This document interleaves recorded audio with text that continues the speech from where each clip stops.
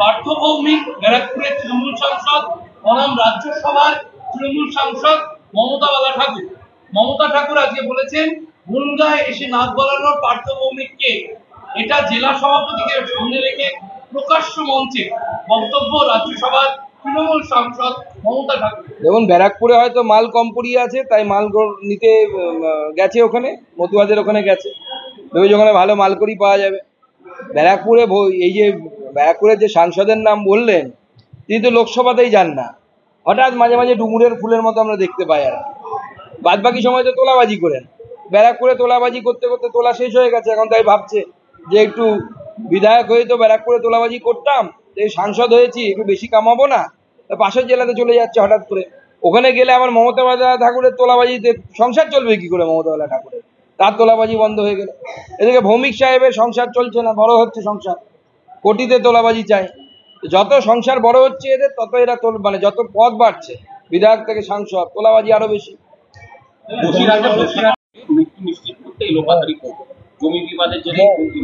দেখুন, বসিরহাট সহ উত্তর 24 পরগনার বেশ কিছু অঞ্চল এবং দক্ষিণ 24 পরগনার বেশ কিছু অঞ্চলে তৃণমূল কংগ্রেস মানুষের জমি দখল করে কোথাও ভেরি তৈরি করা, কোথাও জমি নিয়ে বিক্রি করে দেয়া, মালিকের টাকা না দিয়ে বা কম দাম দিয়ে, এই ধরনের চক্র চলছে।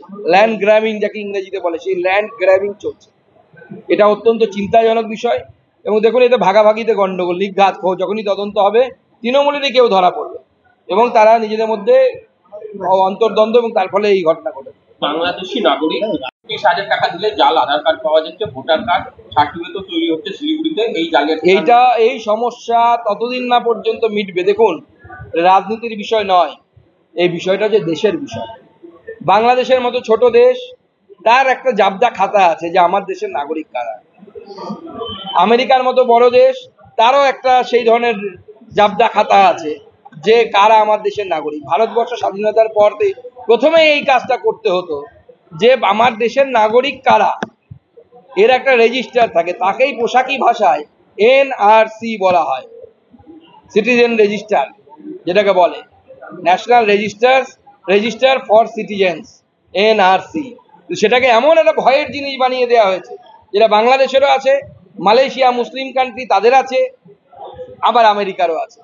যতদিন না পর্যন্ত ভারতবর্ষের সরকারের কাছে এই নথিভুক্ত তথ্য থাকবে যে আমার দেশের নাগরিক কারা, ততদিন পর্যন্ত এই সমস্যা হবে, প্রতি বছর হবে, প্রতি মাসে হবে।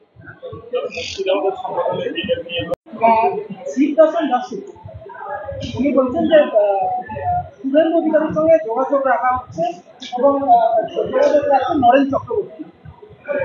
দেখুন, কে কি বলছে সেটা নিয়ে তো আমরা ভাবিতে হলে মুশকিল, এসব নিয়ে আমরা ভাবতে রাজি নই। তৃণমূলকে আমরা হারাবো, শুভেন্দুদা আছেন আমাদের পার্টিতে, অন্যান্য নেতৃত্ব আছেন, আমরা টিম গেম করে তৃণমূলকে 10 গোল দেবো। মাওবাদী নামাঙ্কিত চিঠি দেওয়া হয়েছে, টাকা না দিয়ে পুলিশকে খবর দেওয়া হলে খুন করার হুমকি দেওয়া হয়েছে, পুলিশ বলছে মাওবাদী কোনো যোগ নেই। দেখুন, তাহলে পুলিশকে তদন্ত করতে বলুন। মাওবাদী আর নেই, তাহলে কি মাওবাদী আছে সেটা খোঁজ নিতে বলুন, কারা করছে। মমতা বন্দ্যোপাধ্যায় দলের লোকেরা আবার করছেন না তো, গোষ্ঠীদ্বন্দ্বের ব্যাপার নেই। ধন্যবাদ। বুথ সশক্তিকরণের প্রথম ধাপ হচ্ছে বুথ গঠন। প্রচুর বুথ আগেও গঠিত হয়েছিল, সেগুলোকে আবার দেখা যে তারা আছে কিনা, অর্থাৎ বুথে আমাদের কোথায় কতজন লোক আছে, 11 জন লোক আছে কিনা, 12 জন আছে না, 15 জন আছে না, 30 জন আছে, সেটা তা নথিভুক্ত করা প্রথম কাজ। পরবর্তী স্টেপ পরবর্তী সময় করব।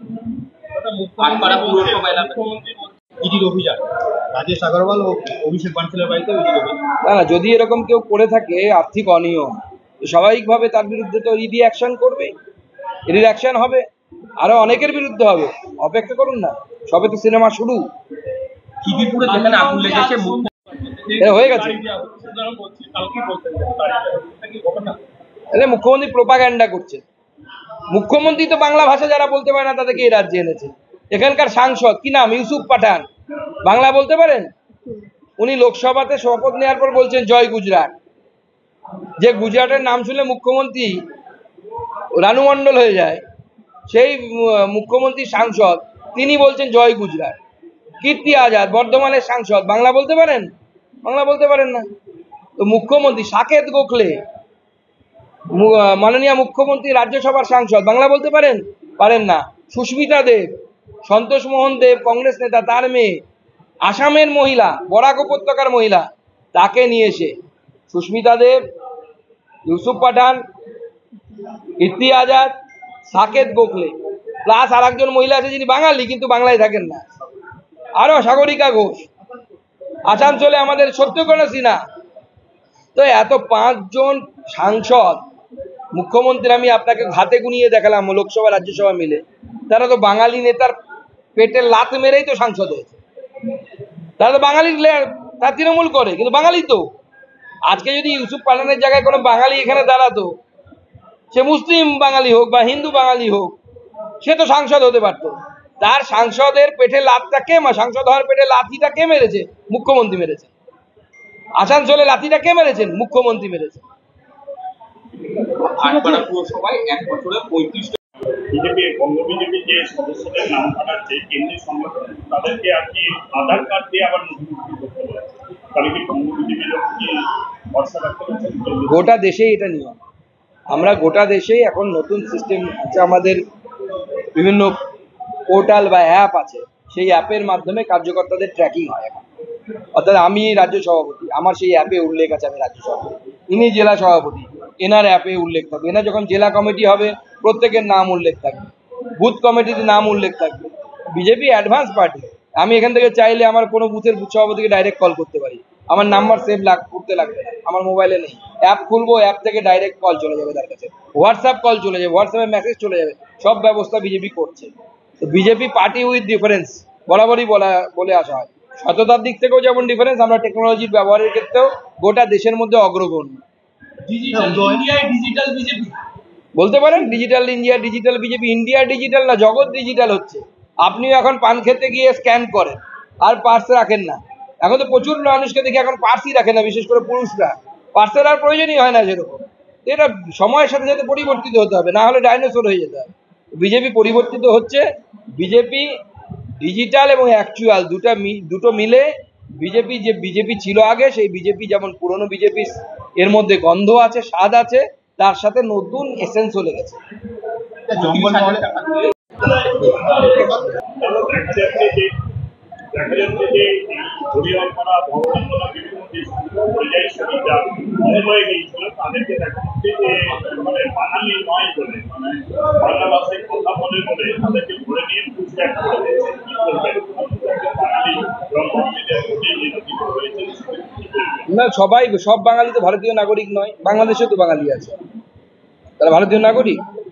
যারা ভারতীয় নাগরিক নয় তাদেরকে পুষব্যাক হবে, আর যারা